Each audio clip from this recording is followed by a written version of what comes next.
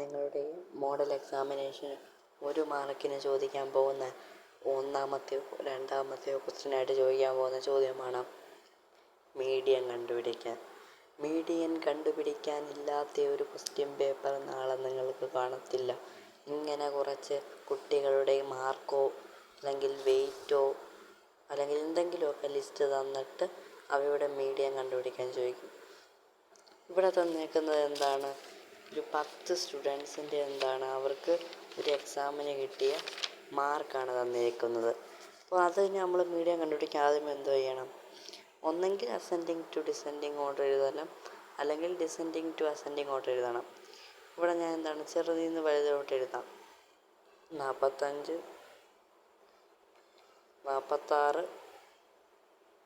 48,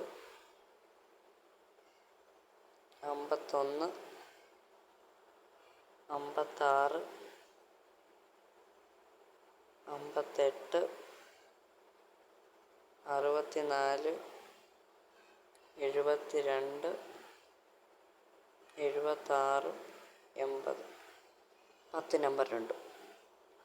1, 2, 3, 4, 5, 6, 7, 8, 9, 10. എന്നിട്ട് എന്തോ ചെയ്യണം? ഇതിവിടെ ഈവൻ നമ്പറാണ്. അന്നേരം എന്തോ ചെയ്യണം? 10ൻ്റെ പകുതി എത്ര? 5ആണ്. അഞ്ചാമത്തെ ഏതാണ്? 56ആണ്. അന്നേരം എന്ത് ചെയ്യണം? ആ ഒരു 56ൻ്റെ കൂടെ 1 കൂട്ടുമ്പോൾ 57. അന്നേരം അതിൻ്റെ മീഡിയൻ എത്ര? 57 ആയിരിക്കും. ഓപ്ഷൻ എ ആയിരിക്കും കറക്റ്റ് ആൻസർ.